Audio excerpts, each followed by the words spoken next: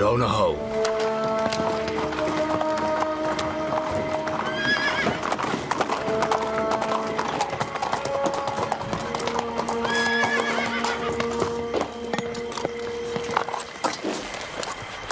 কে তুমি? এত রাতে এখানে কি চাও? বাদশাহ চতুর্থ আমেনহতেবের পক্ষ থেকে এসেছি। আজ্ঞামোহরের জন্য পয়গাম আছে। অপেক্ষা করুন, জনাব পদিয়াউনকে খবর দিচ্ছি।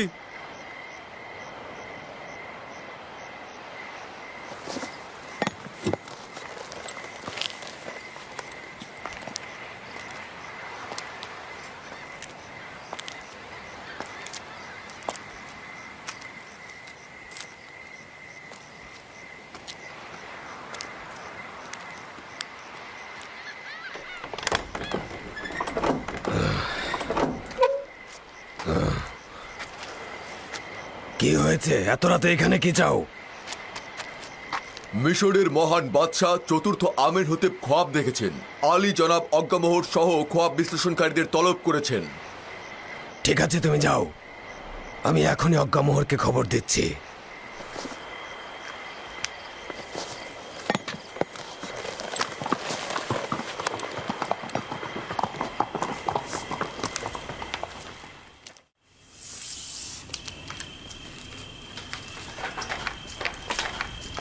আলী জনাব, আমি না হয় গিয়ে হরেনহোপকে বলবো আপনি বিমারির কারণে বাদশার রাজ দরবারে যেতে সক্ষম হচ্ছেন না। না না, পতিফার আজ পর্যন্ত নিজের প্রভুর ফরমান পালনে এক মুহূর্ত অজুহাত দেখায়নি। এখন কি করে দেখাবে? আর অসুস্থতা, এটা তো একটা নিছক বাহানা। বিষয়টা কি সেটাই বলো। জানি না, হরেনহোপ বলছিল গুরুত্বপূর্ণ তলব। দেখেছো অর্ধরাতে কিভাবে আমাদের ঘুম হারাম করে দিল। এত রাতে আমাদের বিরক্ত না করে সকালবেলায় তো তার খোয়াবের ব্যাখ্যা চাইতে পারতেন। কয়েকজন খোয়াব ব্যাখ্যাকারীকে খবর দাও আর অতি দ্রুত আমার সঙ্গে দেখা করতে বলো। যাও, দ্রুত করো, যাও। ঠিক আছে আলী জনাব।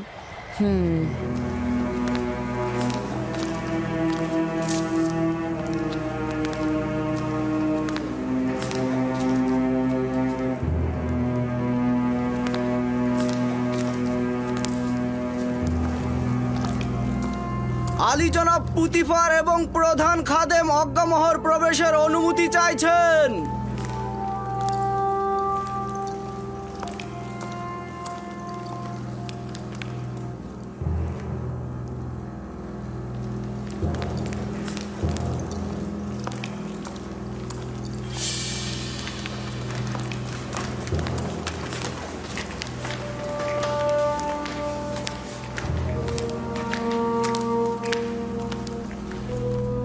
দরুদ মহামান্য বাদশাহ জনাব আমেনহোতেবের জওয়ান। দরুদ আপনাদের উপরেও। মহামান্য বাদশাহ, আমি চিন্তিত ছিলাম। আপনার কি হয়েছে? আশা করছি যে অপ্রীতিকর কিছু ঘটেনি। আজীব খোয়াব দেখেছি আমি। সম্ভবত অপ্রীতিকর হতে পারে, আবার নাও পারে। আবার এমনটাও তো হতে পারে যে এটার কোনো ব্যাখ্যাই নেই। বাদশার খোয়াবের ব্যাখ্যা বরকত ও কল্যাণময়ী হবে। বিশ্লেষণকারীদেরকে খবর পাঠিয়েছি, তারা এক্ষুনি হাজির হবে। যাই হোক না কেন, আমাকে অস্থির করে তুলেছে।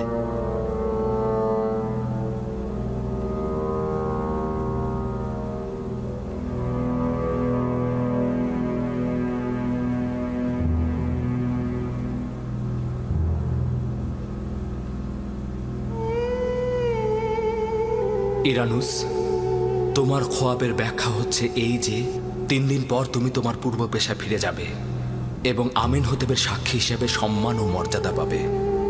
ইরানুস। জি জি জি জি আলী জনাব।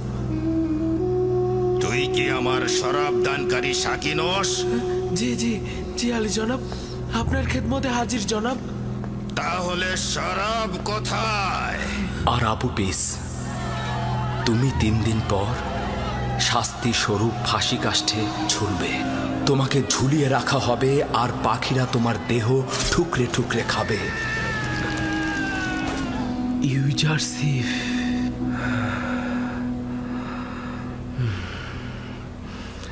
আমি এটাই ভুলে গিয়েছিলাম। 7টা বছর পার হয়ে গেছে। সম্মানিত বানু, আমার কাছে বাচ্চার এই খোয়াবের জন্য ভালো পথ রয়েছে বানু, যদি অনুমতি দান করেন। খোয়াব বিশ্লেষণকারীগণ চলে এসেছেন। তোমার পথের এখন দরকার নেই।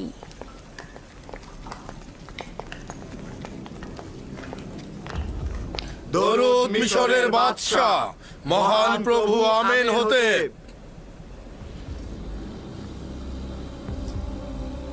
এরা মিশরের সর্বশ্রেষ্ঠ খোয়াব ব্যাখ্যাকারী এবং জ্যোতিষী। আমি মহামান্য বাদশাহর কাছে তাগাদ করছি খোয়াবের বর্ণনা করতে, যাতে তারা ব্যাখ্যা দিতে পারে। আমি দেখলাম 7টি মোটা তাজা গরু প্রবল ঘূর্ণিঝড়ের মধ্যে নীল নদের ভেতর থেকে উঠছে। তারা তীরে এসে ঘাস খেতে লাগলো। এরপর নীল নদ শুকিয়ে গেল এবং তার ভেতর থেকে শুকনো সার বের হয়ে এলো এবং মোটা সারটিকে গিলে ফেললো।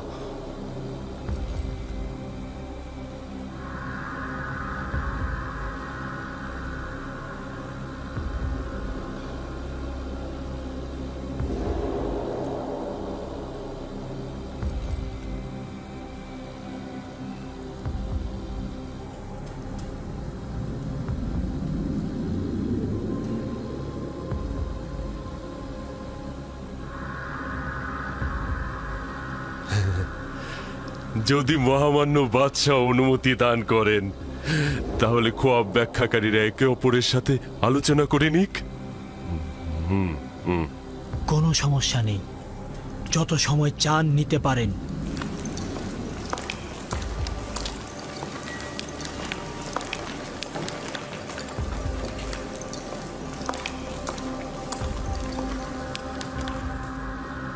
খোয়াবটা শুনে মনে হলো এর গভীর নিশানা রয়েছে।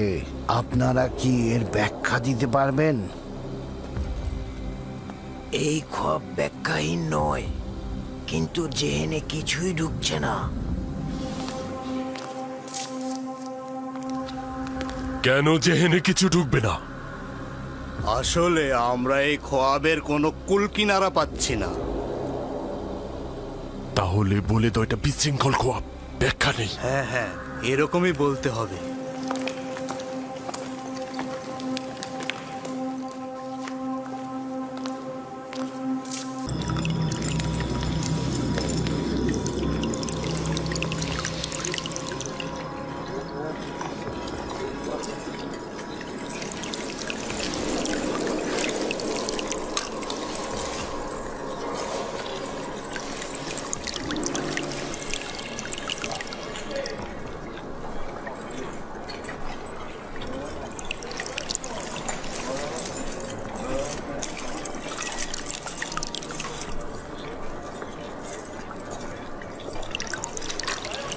কি করছো জর্সিপ?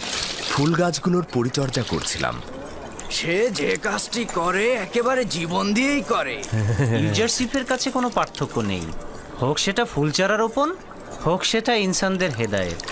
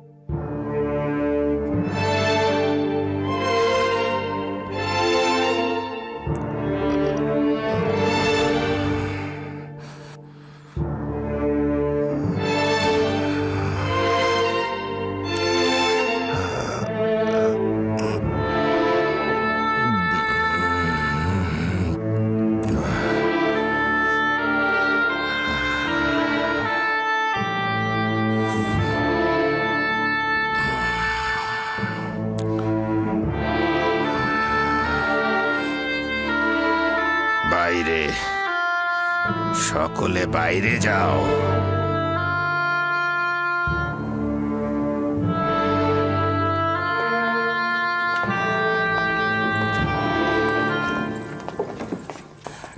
শোনোনি, আমি বলেছি সকলে বাইরে যাও। তুমি না, তুমি থাকো শুধু।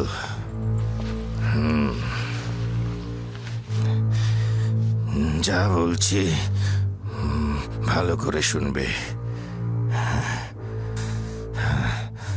তোমার আম্মা জান আমুনের ভক্ত এবং খুবই গোড়া। সে রাষ্ট্রীয় কাজে কোনোভাবেই যেন হস্তক্ষেপ করতে না পারে। আমাকে মমি করার পর আমি যে কবরটা তৈরি করেছি সেখানে আমাকে দাফন করবে, কিন্তু আমনের কোনো কিছু আমার সঙ্গে দিয়ে দেবে না। কারণটা হলো এই যে আমি আমন খোদাকে বিশ্বাস করি না। আর একটা কথা, আমনের খাদেমগণ বিপজ্জনক, আর আমনের খাদেমগণ আইন নিজেদের ভোগে ব্যবহার করেন আর নিজেদের লাভের জন্য তারা যে কোনো ধরনের কাজ করতে পারে। তাদের বিশ্বাস করবে না, তাদের জোরালো সুপারিশ পুতিফারকে জানাবে। সে বিশ্বাসের খেয়ানত করবে না, তোমার আম্মাজানকে সম্মান করবে কিন্তু বিশ্বাস করবে না। তোমার স্ত্রী নেফ্রদিতিকে ভালোবেসো, তুমি একাধিক সন্তানের অধিকারী হবে। আমি চাই না আমার বংশ নির্বংশ হোক, আর আমার মিশরের ঐতিহ্যকে সমুন্নত রেখো, বিলুপ্ত যেন না হয়ে যায়, বিলুপ্ত না হয়ে যায়। খুব দক্ষতার সাথে রাজকার্য পরিচালনা করবে। আমি তোমার কাছে আশা করছি যে তুমি খুব দক্ষতার সাথে এই পাপাচারীদের অবশ্যই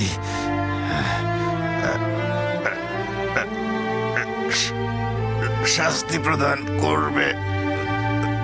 খোদা হাফেজ।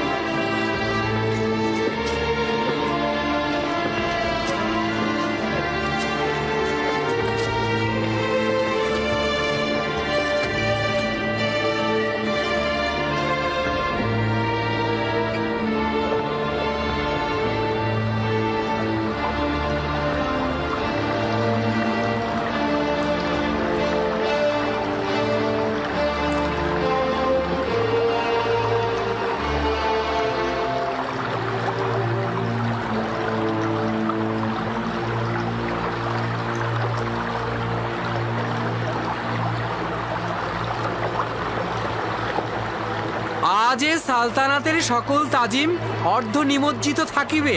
আজ তৃতীয় আমেন হতেবে সূর্য অস্তমিত হলো, আগামীকাল চতুর্থ আমেন হতেবে সূর্য উদিত হবে। আজকে তৃতীয় আমেনহোতেবকে মমি করা হবে, আর আগামীকাল চতুর্থ আমেনহোতেবকে সিংহাসনে বসানো হবে।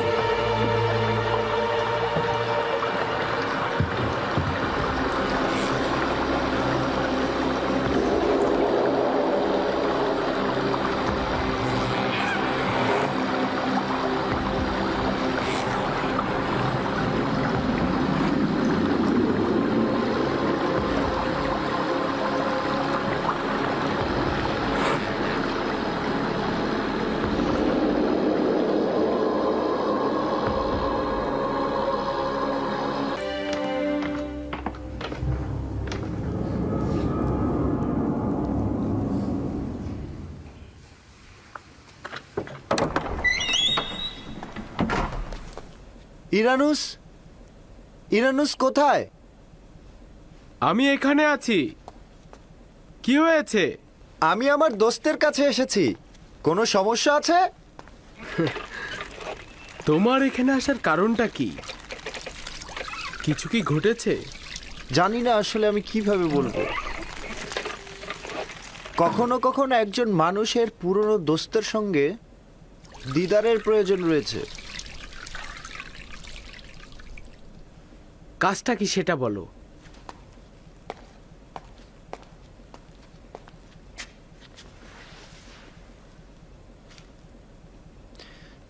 জানো ইরানুস, আমি ধর্মভীরু একজন মানুষ। খোদাগণের প্রতি অবজ্ঞা আমি সহ্য করতে পারবো না, বিশেষত আমনের সম্পর্কে। এক্ষেত্রে তোমার আর আমার ভাবনা তো একই। কেউ কি আমনকে অমর্যাদা করেছে? হ্যাঁ, তুমি তাকে চেনো এবং তোমার সামনে সে অসম্মান করেছে অনেকবার। আমার ধারণা আমি বুঝতে পেরেছি। বাদশাহ আমেনহোতেবের কথা বলছো তো? আমরা দুজনে অসংখ্যবার আমনকে অসম্মান করার সাক্ষী রয়েছি। তো এখন কি করতে পারি? কিছুই করার নেই, কারণ সে আমাদের বাদশাহ এবং আমরা চুপ থাকতে বাধ্য। আফসোস শুধু আমনকে অমর্যাদা করত। তারা আমনের বিরুদ্ধে পদক্ষেপ নিতে চাইছে। তারা আমন পূজারীদের অধ্যায় শেষ করে দিবে। খোদাবান রহম করুক। যদি এটা সত্য হয় তাহলে বড় ধরনের যুদ্ধ লেগে যাবে, হাজার হাজার মানুষ মারা যাবে। তুমি যদি সুযোগ পাও এই যুদ্ধ বন্ধ করার, আমুন ও তার খেদমতগারদের জীবন রক্ষা করার, তাহলে কি তুমি সেটা করবে? অবশ্যই করব, তবে এই যুদ্ধ ঠেকানোর কাজ তোমার আর আমার নয়। আমেনহোতেবের সৈন্যদল প্রতিহত করা সম্ভব নয়, তবে এই যুদ্ধের ইস্যুটা বন্ধ করা যেতে পারে। নিজের উদ্দেশ্যটা স্পষ্ট করে বলো। আমরা আমেনহোতেবের পক্ষ থেকে এই যুদ্ধটা কিভাবে বন্ধ করতে পারি? এ চিন্তাটাই আমার ঘুম হারাম করে ফেলেছে। আমি সমাধানের পথ খোঁজার জন্যই তোমার কাছে এসেছি। সমাধানের পথ? কোন সমাধানের পথ খুঁজছো তুমি? আমি আমেনহোতেবের সামনে গিয়ে বলবো আপনি যুদ্ধ করবেন না। সবার সামনে মুখ চেপে ধরা যাবে না, কিন্তু সব সময়ের জন্য তো মুখ বন্ধ করে দেয়া যাবে। চুপ করো বলছি।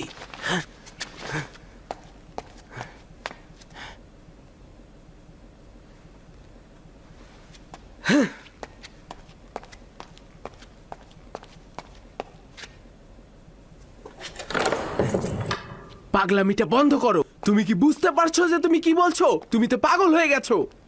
ইরানুস, তুমি কি বলনি তোমার দিল চায় আমেনের পতন ও তেবাসের বাসিন্দাদের জীবন রক্ষা করতে? হ্যাঁ, কিন্তু এটা সমাধানের পথ নয়। আমেনহোতেব নিজেই অর্ধখোদা পদমর্যাদার অধিকারী। না, সে কখনোই অর্ধখোদা পদমর্যাদার অধিকারী নয়। যদি তাই হতো ইবাদতখানায় কখনোই হামলা করতো না। এইরকম বিশাল পদক্ষেপ আমাকে একটু চিন্তা করতে হবে। কোনো ভূমিকা ছাড়ে পদক্ষেপ গ্রহণ করা যাবে না। এত বড় কাজ কিভাবে সম্ভব?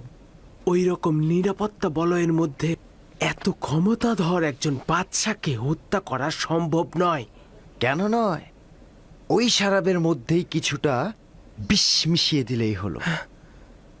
না শক্তির দরকার, না বাহুবলের। না, আমি খোদার বিরুদ্ধে পদক্ষেপ নিতে পারবো না। তোমার কথা মতো আমেনহোতেপ যদি খোদাও হয় তবুও তার অপরাধ রয়েছে। যদি একজন খোদাকে বাঁচাতে আর একজন খোদাকে মারতে হয়, এতে করে জনগণ যদি বেঁচে যায়, হাজার হাজার মানুষের প্রাণ বাঁচে, এটা কি ভালো না? না, আমার আরো চিন্তা করা দরকার। আমি চিন্তা না করে কোনো কিছুই বলতে পারবো না। এটা বিবেকহীনের মতো হবে। আমাদের হাতে সময় কম। যদি আমেনহোতেপ কাল সকালে যুদ্ধের ফরমান জারি করে, তবে কি অবস্থা হবে বুঝতে পারছো? আমাকে আগামীকাল পর্যন্ত সময় দিতে হবে। আমি আজ রাতে চিন্তা করব।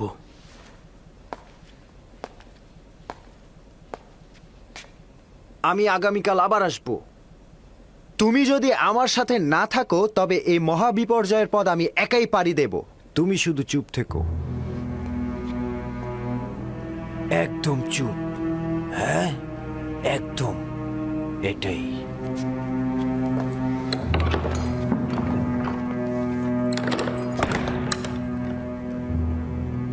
যদি সফল না হই তবে কি?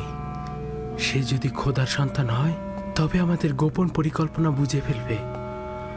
আর যদি সফল হই তাহলে পুতিফার ও তার সৈন্যদল আমাদের বন্দী করবে।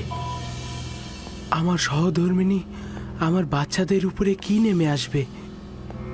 আর যদি আপুপিস একাই পদক্ষেপ নেয়, ওই সময় আমাকে অপরাধের শরিক হিসাবে পরিচয় দেবে। সেই সময় কি হবে আমি জানি না। না না, আমি জানি না আমার এখন কি করা উচিত। ইরানুস! ইরানুস! কে? কি দরকার? প্রভু আমেনহোতেপ শরাব চাইছেন। হ্যাঁ হ্যাঁ, অবশ্যই। হ্যাঁ, আমি আসছি।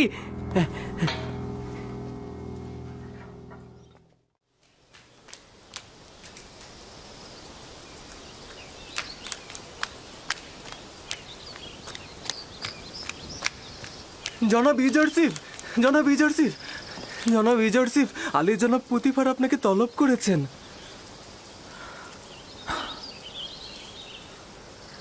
আরে কি হয়েছে? এটা তো আর প্রথম নয় যে জনাব পুতিফার আমাকে প্রথম তলব করছে। তোমার এবং বানু জুলেখার সমস্যার পর এটাই কিন্তু প্রথম তলব।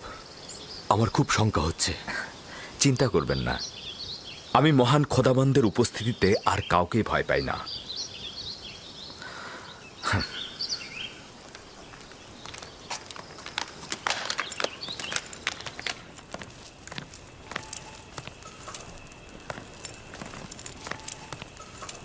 তোমাকে বলেছিলাম ওই দিনের ঘটনা ভুলে যেতে এবং কোথাও উচ্চারণ না করতে। ইউজারশিপ অকৃতজ্ঞ নয় জনাবে মালিক। সে আপনার কাছে নিজেকে ঋণী মনে করে। সে কখনোই আপনার সম্মান পদদলিত করবে না। কাউকে বলেছিলে কিনা সেটা বলো। আমি এরকম কাজ কখনোই করতে যাব না। তাহলে কিভাবে শহরের সকল লোক জেনে গেল? ওখানে তো শুধু আমি একা ছিলাম না জনাবে মালিক। জানি যে বাহানা করছি আমি বুঝতে পারছি না এখন তোমার সঙ্গে কি করা উচিত। তুমি আমার ভালোবাসার প্রতিদানে এটা কি দিলে? আমিও একেবারে দিশেহারা হয়ে গিয়েছি। এই রাজমহলের জাঁকজমক আর সৌন্দর্য আমার জন্য অন্ধকারচ্ছন্ন হয়ে গেছে।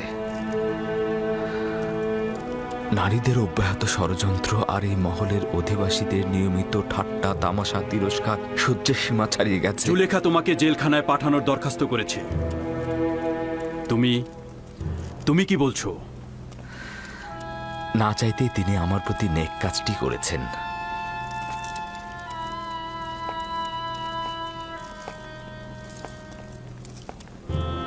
তোমার উদ্দেশ্যটা কি বলো তো?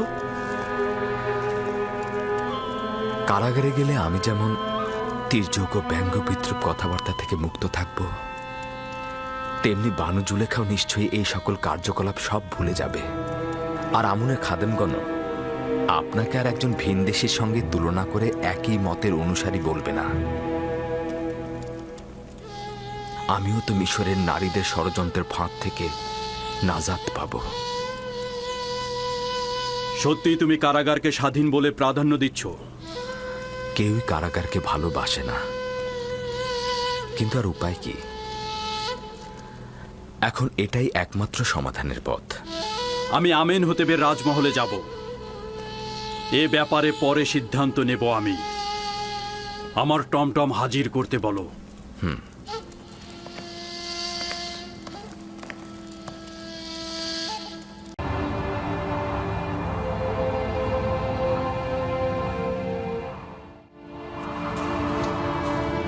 ইউসুফ পড়ে গিয়েছে। ইয়াহুদা, সরো সরো। ইউসুফ, ইউসুফ, ইউসুফ, আব্বাজান, ইউসুফ, ইউসুফ, ইউসুফ, ইউসুফ, ইউসুফ। ইউসুফ কোনো সাড়া দিচ্ছে না। কি হয়েছে? সবাই তো এটাই চেয়েছে। সবাই এটা চাইনি, তুই শুধু চেয়েছিস। আমাদের সিদ্ধান্ত এটা ছিল না। তুই প্রথম থেকে ওকে হত্যা করতে চেয়েছিলি। তুই এর ফল ভোগ করবি। আরে তুই তো কাবিলকেও হার মানিয়েছিস। কাবিল ভাইদের সাথে মিলে নিজের ভাইকে হত্যা করেছিল, আর তুই একটা এতিম বাচ্চাকে হত্যা করলি। খোদার অভিশাপ তোর ওপর। আরে যদি অভিশাপ হয় তবে সবাই অংশীদার, তুই নিজের জন্য দায়ী। তাই বেহুদার মতো এক ব্যক্তির উৎসর্গকে আমার ঘাড়ে চাপিও না। এর জন্য আমরা সবাই দায়ী।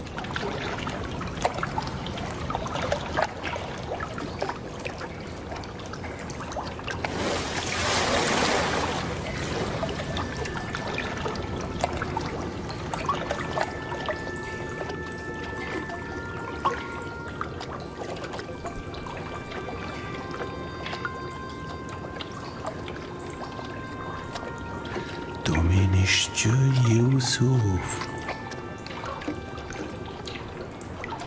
তুমি নিশ্চয় ইউসুফ হবে।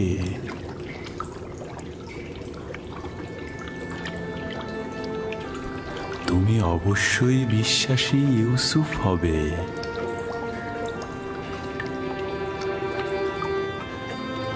তুমি নিশ্চয় ইউসুফ, তাই না? জি, আমি ইউসুফ।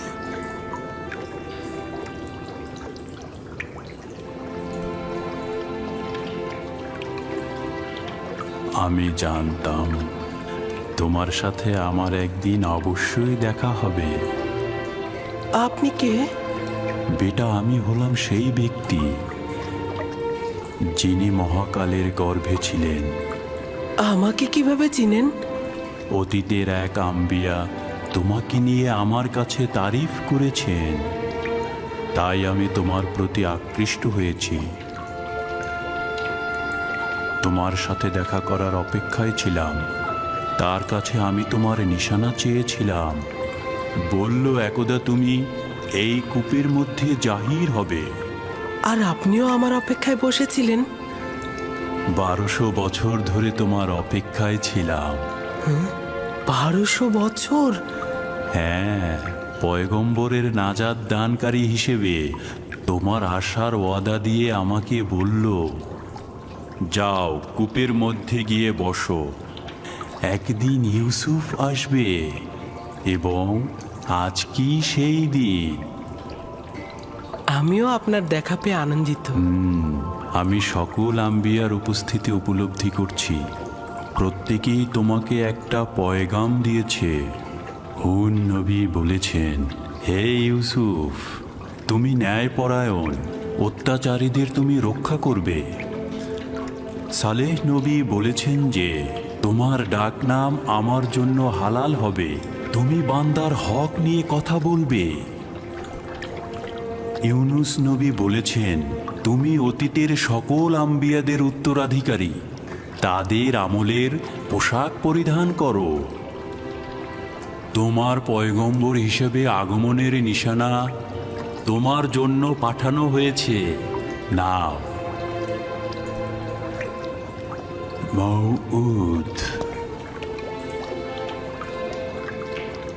মউদ, মউদ।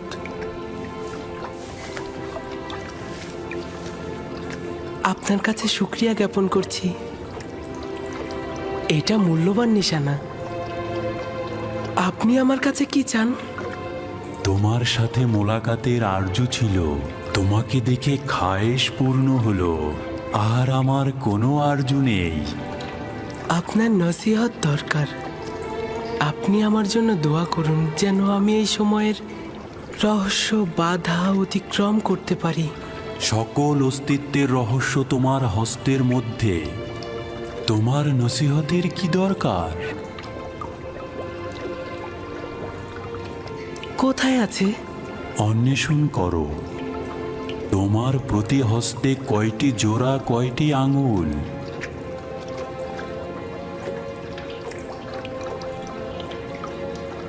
পাঁচটি আঙ্গুল,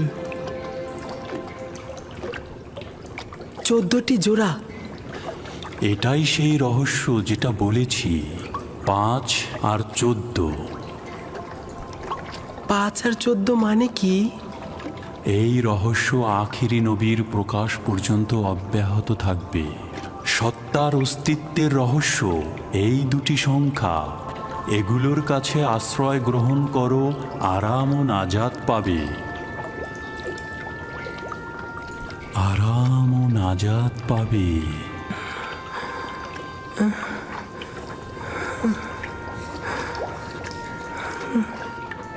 জনাব, জনাব আপনি কোথায় গেলেন?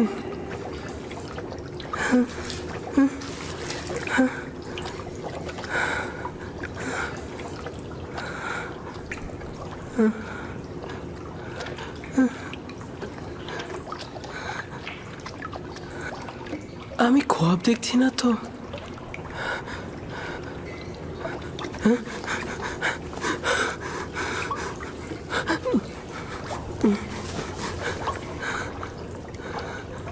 সকল অস্তিত্বের রহস্য তোমার হস্তের মধ্যে। এই মোহরকে ছাপ দিলে আমার ভালো লাগছে কেন? তুফান তো থেমে গেছে। সব খেজুর গাছের মতো দাঁড়িয়ে আছো কেন? চলো ফিরে যাই।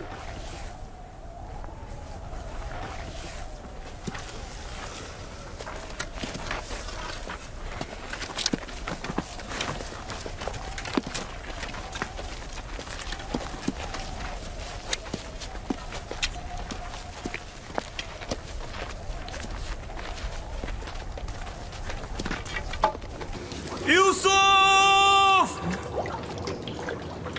ইউসুফ! লাবি! লাবি! লাবি, আমি বেঁচে আছি। সে বেঁচে আছে। ইউসুফ জীবিত আছে। হ্যাঁ,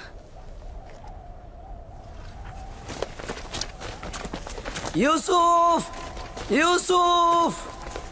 আমি বেঁচে আছি, আমার কিছু হয়নি। সে জীবিত আছে। এখন তো তোমরা নিশ্চিন্ত। চলো এখন। কি হলো? তোমরা কি যাবে? ইউসুফ, আমরা তো ভেবেছিলাম তুমি ডুবে গেছো। এতক্ষণ জবাব দিচ্ছিলে না কেন? আমি নিজেও জানি না আমি কি করে নাজাত পেলাম। আমাকে বাইরে নিয়ে যাও, আমার খুব ভয় করছে। আমি বাইরে যেতে চাই। আমি এটা পারবো না। তোমার ভাইয়েরা পাষাণ হৃদয়ের, আমাকে এটা করতে দেবে না। ধৈর্য ধরো ইউসুফ, আর খোদার ওপরে ভরসা রাখো। ইউসুফ, আমাদের এখন যেতে হবে। তুমি একদম চিন্তা করো না। আমি খুব দ্রুত তোমার জন্য খাবার ও পানি নিয়ে আসবো। এই পানি লবণাক্ত, খেও না। আমরা তোমার জন্য মিষ্টি পানি নিয়ে আসবো। তার মানে তোমাদের প্রথম উদ্দেশ্য ছিল ওকে হত্যা করা। তোমরা জানতে এই কূপের পানি লবণাক্ত, আর তাতে সে মারা যাবে, তাই না? হ্যাঁ জানতাম, কিন্তু ইয়াহুদাই তো বলতে নিষেধ করেছে। আমার কি দোষ? আমাদের এখন যেতে হবে। রাস্তা অনেক দূর।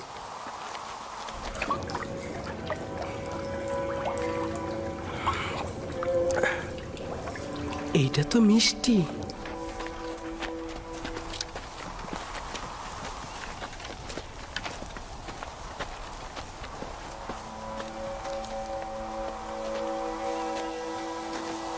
সবাই চলে গেছে, আমিও চলে যাচ্ছি। লাবি, আমি ভয় পাচ্ছি।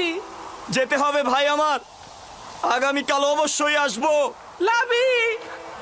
লাবি! লাবি! ইয়াহুদা! শামুন! ফিরে এসো, আমাকে একা ছেড়ে যেও না।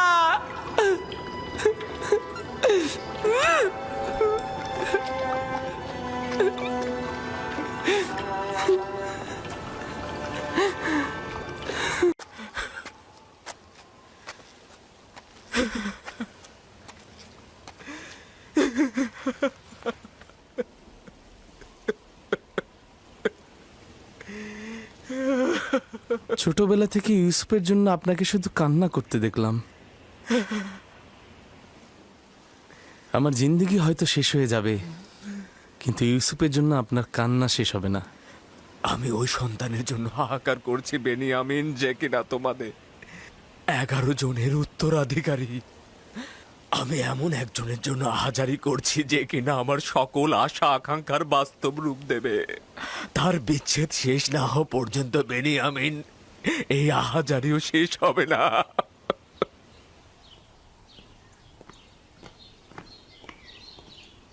ইউজারসিফকে রাজমহলের তত্ত্বাবধায়ক হিসেবে নিয়োগ দেওয়ার কারণটা কি জানতে পারি আমি? এমন একটি গুরুত্বপূর্ণ অভিজ্ঞতা সম্পন্ন পদে তাকে হানিফারের বিমারের সময় থেকে রাজমহলের সকল কার্যাবলী ইউজারসিফের হাত দিয়ে সম্পাদিত হয়েছে। সে একজন দক্ষ তত্ত্বাবধায়ক ও পরামর্শক, ভালো হাকিমও বটে। তার থেকে অধিক জ্ঞানী তো কাউকে দেখছি না। পরামর্শক, তার মানে জরুরি প্রয়োজনে ইউজারসিফের সাথে শলা পরামর্শ করা যাবে তাহলে।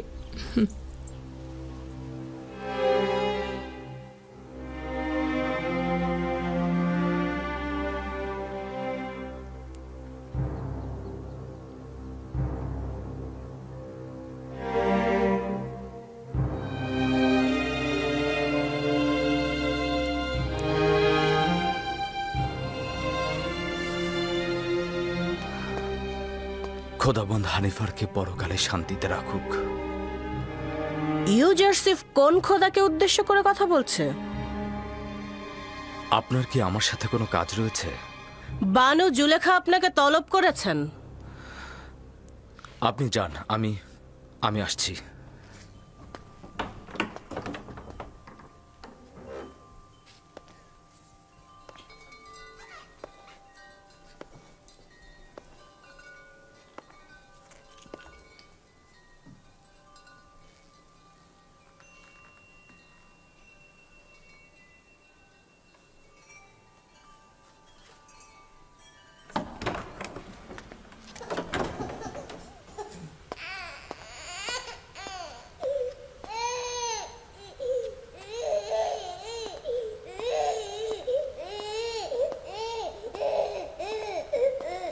কি হয়েছে সিতেনে? কিসেন এরকম কান্না করছে কেন? জানি না জনাব তত্ত্বাবধায়ক, কিন্তু ও কোনোভাবেই শান্ত হচ্ছে না।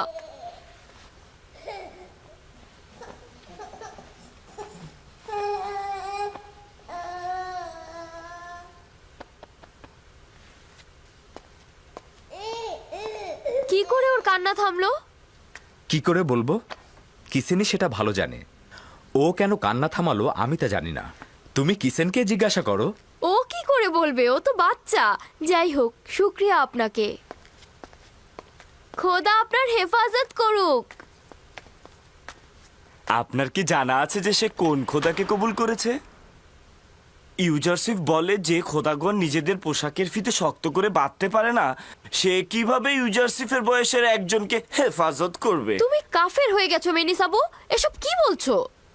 না না না, এটা আমার কথা না। আমি বলিনি এটা, ইউজারসিফ বলেছে। এটা ইউজারসিফ বলেছে। আসলেই কি আমাদের খোদা আমাদেরকে হেফাজত করতে পারে?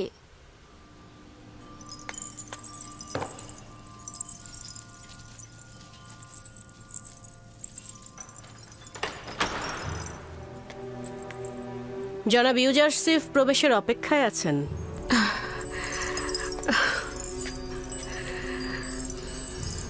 তাকে প্রবেশ করতে বলো এবং তুমি বাইরে অপেক্ষা করো।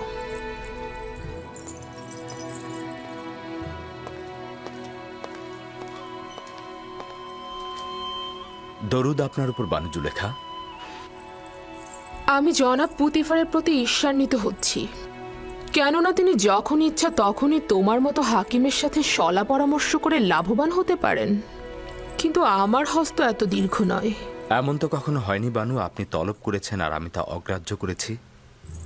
পূর্বে তুমি আমার হাল হাকিকাত বেশি জিজ্ঞেস করতে, কিন্তু আজকাল তুমি আকাশের তারকারাজির থেকেও বেশি দুষ্প্রাপ্য।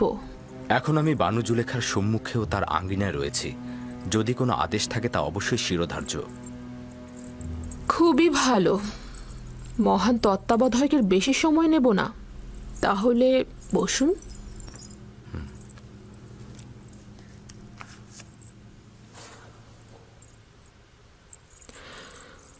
বলছিলাম, তেবেসের একজন সম্ভ্রান্ত নারী তার স্বামীর বিশ্বাসের খেয়ানত করেছে। কিছুক্ষণ পূর্বেই বিষয়টি জেনেছি। অত্যন্ত অসন্তুষ্ট হয়েছি। আপনার দৃষ্টিতে নারীর সাথে কি করা উচিত? তার মানে আমি জানতে চাচ্ছি, জনাব ইউজারসিফ এ নারীর ব্যাপারে কি হুকুম করবেন? বানু, এ বিষয়ে সিদ্ধান্ত দেবার পূর্বে আমার আরো বিস্তারিত জানা দরকার। তার বিশ্বাসের খেয়ানত জনসম্মুখে প্রকাশ পেয়েছে কিনা, আর যদি প্রকাশ পেয়ে থাকে তবে তিনি এতে লজ্জিত কিনা, নাকি উনি এটাকে একটা ভুল হিসাবে বিবেচনা করছেন। এই বিশ্বাসের খেয়ানতের পেছনে কোনো স্বর্ণের মোহ ছিল কিনা, নারীটি কারো কানিজ ছিল নাকি স্বাধীন ছিল, তার সন্তান ছিল নাকি তিনি বন্ধা ছিলেন, তার স্বামী তাকে ভালোবাসত নাকি বাসত না, তার স্বামী নিয়মিত ভরণ পোষণ দিতেন নাকি দিতেন না, নারীটি অন্য কোনো কারণে অসুখী ছিলেন কিনা। তাছাড়া তার ধর্মবিশ্বাসটি আমাকে অবশ্যই জানতে হবে। এরকম অনেক সওয়াল তো বাকি রয়ে গেছে। এত সওয়াল শুধুমাত্র একটা হুকুমের জন্য? এখন বুঝতে পারছি পুথিফার কেন সব বিষয়ে তোমার সাথে সলা পরামর্শ করে। যতক্ষণ পর্যন্ত না এইসব সওয়ালের উত্তর ও আরো কিছু সওয়াল সুনির্দিষ্ট হবে, ততক্ষণ সঠিক হুকুম দেওয়া যাবে না। এত সব সওয়ালের একটার উত্তরও জানা নেই আমার। শুধু জানি আসে কি হয়েছে সে। এটা বিশ্বাসযোগ্য নয় আমার বানু। এশকের পবিত্রতা বিশ্বাসের খেয়ানত কখনই করে না। দিলের কাজ কারবার দলিল ও যুক্তিতর্ক জানে না। আশেক তার পাক পবিত্র দিলে কখনোই নাপাককে স্থান দেয় না। সাময়িক কামনা বাসনাকে ইশক বলা যাবে না। আচ্ছা, দেখা যাক। এবার একটা ব্যক্তিগত প্রশ্ন করি।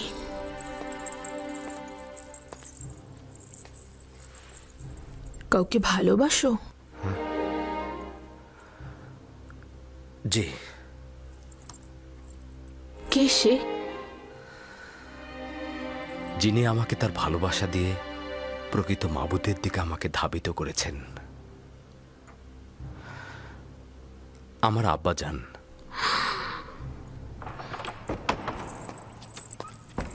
কে বলেছে তোমাকে এখানে প্রবেশ করতে? এটা তো গোয়াল ঘর নয়, তাই না? দুঃখিত দুঃখিত আমার বানু।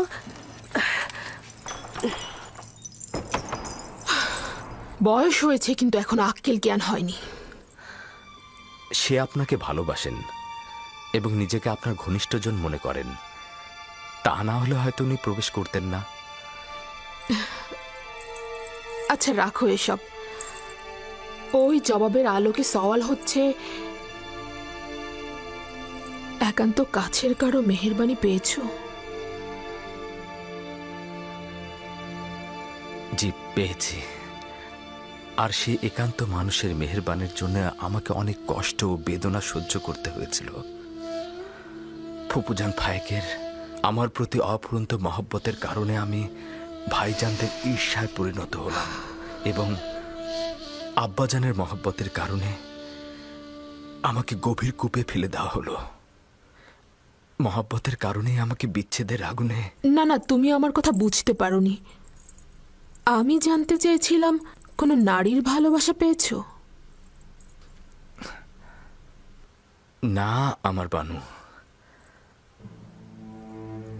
তবে কখনো কখনো আমার প্রতি তাদের প্রখর দৃষ্টি আমি অনুভব করি, কিন্তু আমি তা এড়িয়ে চলি, লক্ষ্য করি না। খুবই ভালো, আপনি এখন যেতে পারেন। ওই নারীর সম্পর্কে জানতে চাইব। আপনার সাথে আরো সলা পরামর্শ করব আমি।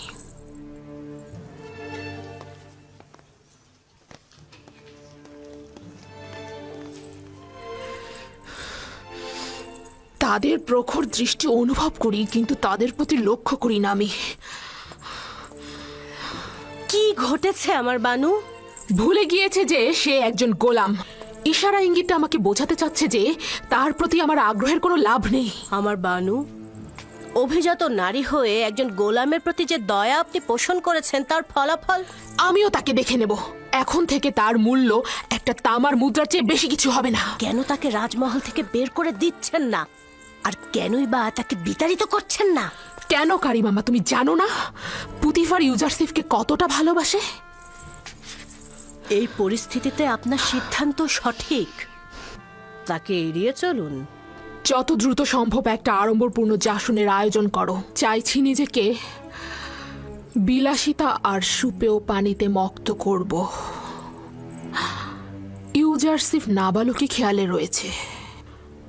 এমনভাবে নিজের চিন্তা ও রুহকে মশগুল করব যে তার জন্য মনে কোনো জায়গা থাকবে না।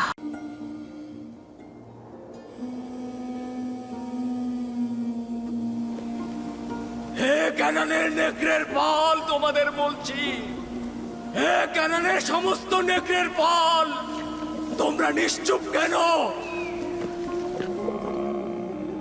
আব্বাজান, নেকড়িগুলো কি কথা বলতে পারে? না আমার পুত্র, তবে খোদা তাআলা যদি চান তবে নেকড়েরা অবশ্যই উত্তর দেবে।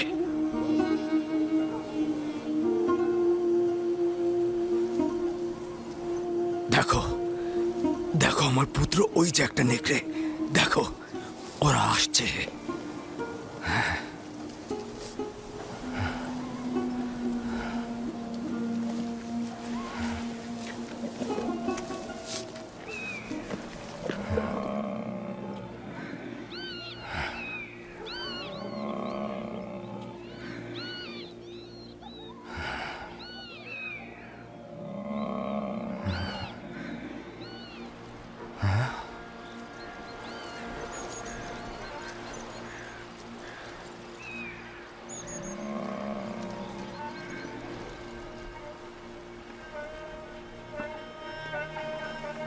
ওই যে দেখো, আব্বাজান আসছে।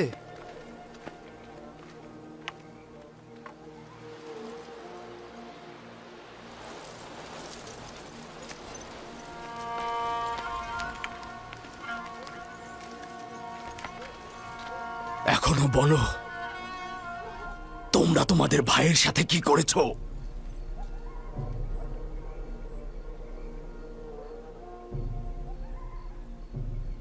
কি হলো বলো? কথার উত্তর দিচ্ছ না কেন লাভি?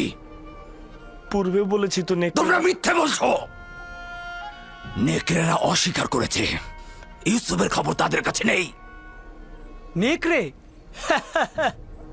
নেকড়ে কি করে অস্বীকার করতে পারে? আমি দেখেছি, ওরা আব্বাজানকে বলেছে, ওরা মাথা নেড়ে বলেছে ওরা জানে না। বিলম্ব না করে সত্যি বলো, ইউসুফের সাথে তোমরা কি করেছো? এখনো ফুরসাত রয়েছে। সত্য এটাই যা আগে বলেছি, ইউসুফকে নেকড়েরাই ভক্ষণ করেছে। নেকড়েকে দোষারোপ করো না। তোমরা যা করেছো নেকড়ের বেশে করেছো। এখনো সময় আছে, হাকিকত বলো।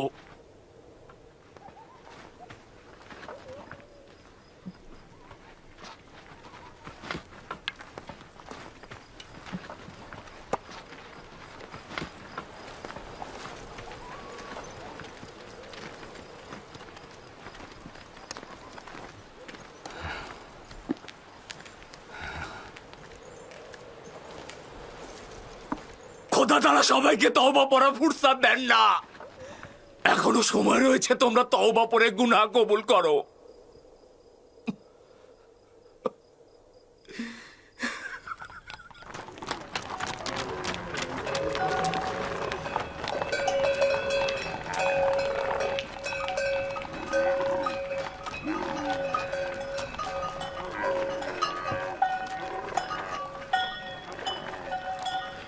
আপনার উপর দরুদ বর্ষিত হোক। আশা করি আবার দেখা হবে। খোদা হাফেজ। খোদা হাফেজ।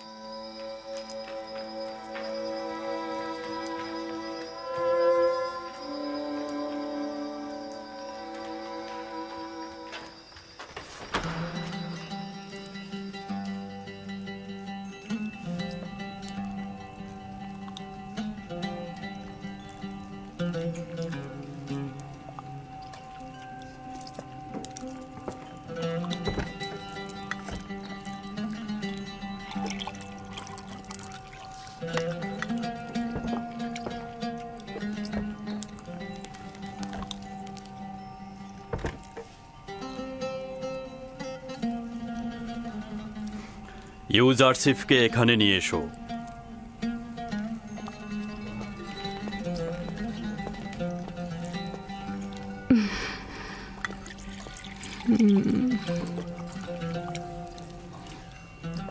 এতদিন তোমার সঙ্গে জীবনযাপন করে আমি উপলব্ধি করলাম যে আমি কখনো সন্তানের অধিকারী হব না। আমি তোমাকে জননীর নিয়ামত থেকে বঞ্চিত করতে চাই না। আমাদের খুব বেশি বছর হয়নি আমরা নিকাবন্ধনে আবদ্ধ হয়েছি। কে জানে ভবিষ্যতে আমরা সন্তানের অধিকারী হতেও পারি। পূর্বে থেকেই জনাব পুতিফারের প্রতি আমার ভালোবাসার সন্তান না থাকার কারণে নয়, বুঝতেই পারছেন। তোমার মহব্বতের প্রতি আমার বিন্দুমাত্র সন্দেহ নেই। আমি ইউজারসিফকে ঠিক এই কারণেই তোমার কাছে অর্পণ করেছি। আমি জানি এরকম একটা সন্তান তুমি যদি পাও তবে তুমি এতে অবশ্যই আনন্দিত হবে। কোনো কিছুই আপনার মহব্বতের তুলনায় আমাকে আনন্দিত করবে না। ইউজারসিফকে আমি আপনার হাদিয়ার ন্যায় মহব্বত করব।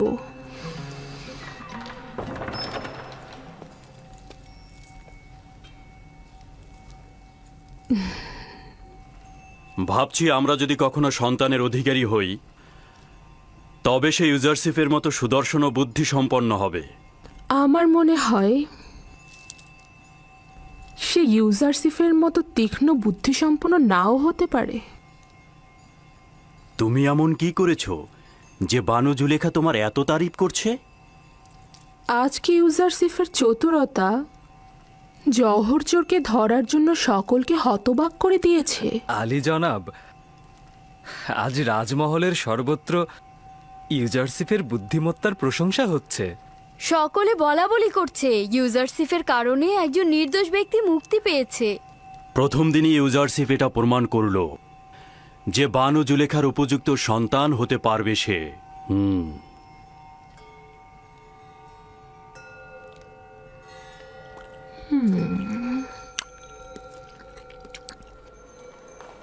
আমি নিজে শুনেছি ইউজারসিফকে সন্তান হিসেবে গ্রহণ করার সিদ্ধান্ত হয়েছে।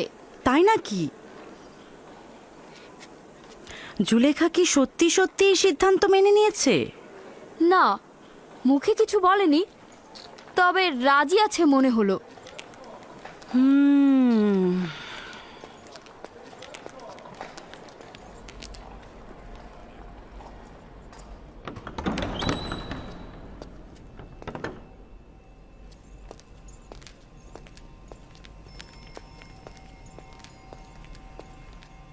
বানু, এই গুজব কি সত্যি যা সর্বত্র ছড়িয়ে গেছে? কি ইউজারসিফের সম্পর্কে? অনুমান করলাম ইউজারসিফই হবে। সন্তান হিসেবে ইউজারসিফকে গ্রহণ করার কি হাকিকত আছে?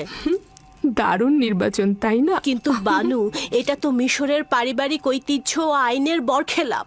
ইউজারসিফ একটা অপরিচিত নিচু বংশের সন্তান এবং সে আপনার সাথে একেবারেই বেমানান। কি করে সে সম্মান পেতে পারে? আমার সন্তান হওয়া মানে কিন্তু সেই নাম যশ সবকিছুর অধিকারী হওয়া। কিন্তু তার ঈমান সম্পর্কে কি বলবেন আপনি? আর কি করে বুঝবেন যে সে আমুন আর মিশরের আইন বিরোধী হবে না? আজব কথাবার্তা বলছো। নাজুক এবং নমনীয় চারা গাছকে খুব সহজেই আকৃতি পরিবর্তন করানো যায়। আশা করি সিদ্ধান্তটি আবার ভেবে দেখবেন। এটি মঙ্গলজনক নয়।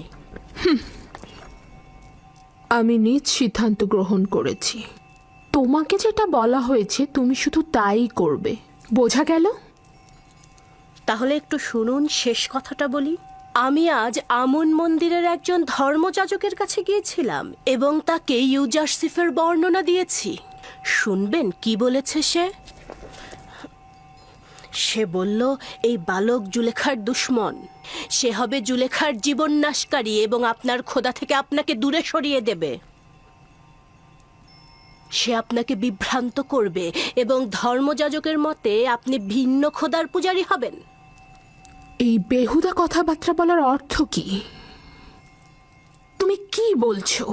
সে কেবলই একজন বালক, তাকে আমার মতো করে যেমন ইচ্ছা তেমন করে গড়ে তুলতে পারবো। আগামীকাল থেকে তাকে সজ্জিত করে আমার কাছে নিয়ে আসবে। তাকে মিশরের জনগণের আদব কায়দা নিয়ম কানুন সম্পর্কে অবগত করব। তুমি আমাকে সাহায্য করবে। আমার সকল চিন্তা আপনার জন্য, কিন্তু আপনার ইচ্ছা যদি এরকমই হয় তাহলে ঠিক আছে। তবে আমাকে কিন্তু পরে কিছু বলতে পারবেন না।